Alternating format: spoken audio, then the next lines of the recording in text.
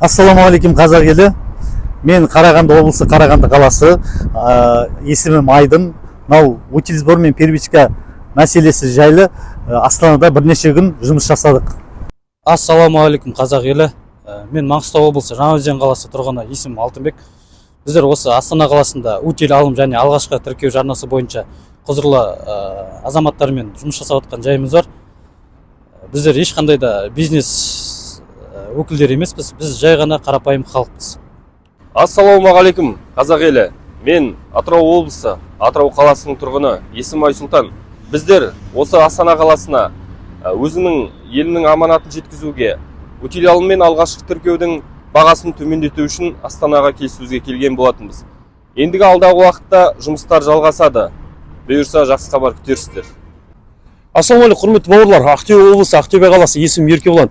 Бастапқы тіркеу салық жарнасы мен утил алымына байланысты біз осы 2 апта бойы 18 сәуірге дейін біраз жұмыс жасаған болатынбыз. Өзіміздің осы жұмыстың барысында неше түрлі кездесулер болды. Соның бірі Қазақстан Республикасының ұлттық экономикасының вице-министрі Әмірин Азамат Кемеңгірұлының бастамасымен жиын өткен болатын. Соған қатысып, сол жерде біз мына салық кодексінің Қазақстан Республикасының 553 бабы 4 тармағы 4 тармақшасында көрсетілген кестеден алғашқы тіркеу салық жарнасын первичка дейміз, соны алып тастауды, өзгертуді ұсынған болатынбыз. Ұсынғандарымыз бәрі заң аясында, бәрі 100% дәлелдермен, анализмен берілді.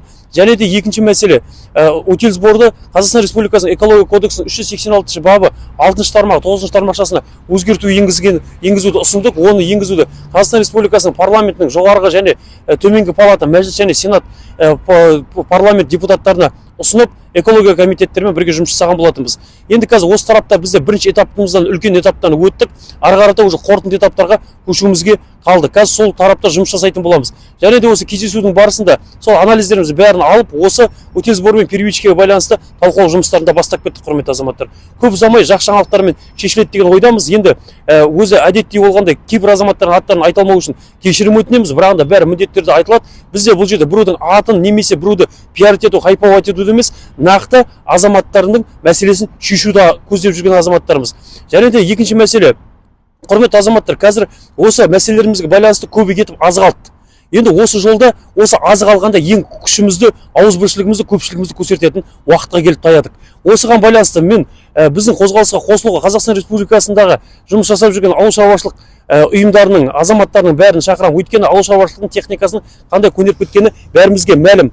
Және де өзіміз осы адал саудамен айналысып жүрген, өзге елдерден елімізге әкеліп автокөліктер сатып, осы автопаркты жаңартуға үлесін қосып жүрген, автокөлік сатып, елімізге әкеліп сатушы азаматтардың бәріне осы үндеуімізді жолдаймыз. Құрметті азаматтар, біз адал саудамен айналысып жүрген, нақты адалмен жүрген азаматтар болып, біздер ешқандай бизнестің ештеңенің өкілі емеспіз. Нағыз қазақтың, халықтың, қара халықтың мәселесі болғасын, соған бірігіп, қай ұйымның өкілдері болса да бәріміз біруге шақырамыз. Бұл жерде бәрі 100% заң аясында болу керек, нақты анализдер, нақты инфографикалармен бәріміз жұмыс жасайтын боламыз. Сол үшін құрметті азаматтар, әңгіменің шындығын айтайық, былайша айтқан намек түсінетін азаматтарсыздар ғой, көбі кетіп азық алды, ал азында күшімізді көрсететін кез келді.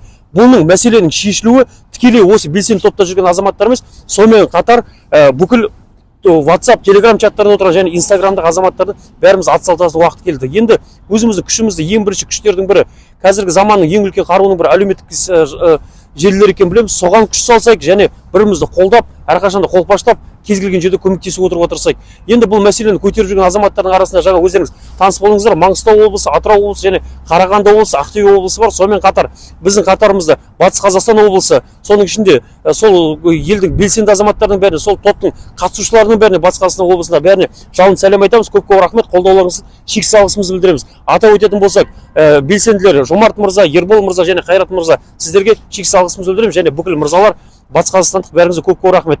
Және де тағы да осы бір қозғалысымызда үлкен күштің бірі болып, өзінің күшін қосып жүрген Түркістан облысы, Шымкент қаласының азаматтарына да белсенділеріне бәріне шексіз алғысымызды білдіреміз. Қатарымызды көбейтуге шақырамыз. Басқа облыстың азаматтары, белсенділері, хабарласыңыздар, қатарымызды көбейтейік.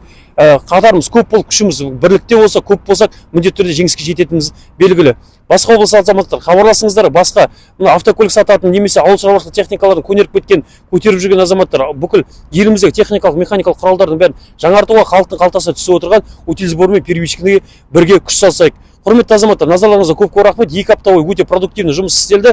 Тағы да енді бір үй тапсырмасын алдық деуге болады. Сонымен тағы да жұмыс жасаймыз. Амандық болса, көп ұзамай осы мәселеміз жайқалған мамырда немесе өзіміздің жылдың бастауы маусымда біраз заттар шешіледі деген сенімдеміз.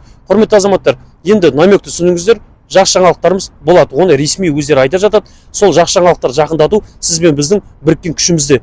Құрметті азаматтар, жолдағыларға ақ жол қара трасса дейміз. Үйлеріңіз аман сау жетіп алыңыз, үйлеріңізде шаттық береке той болсын, қолдауларыңызға шексіз алғысымызды білдіреміз.